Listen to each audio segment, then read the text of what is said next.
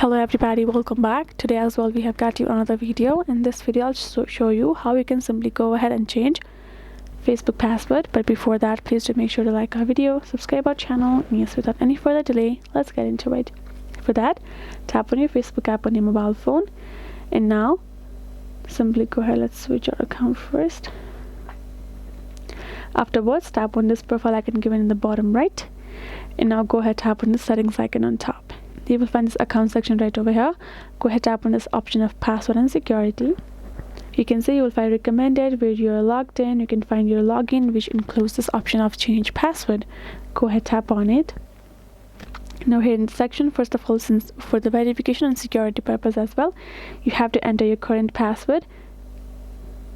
You have to enter afterwards the new password that you would like to change it to, and again re-tap your new password. Tap on this update password and you're good to go. Your password will be changed and you will be logged out from other device that used your old password, and you will be logged in to this current device of yours.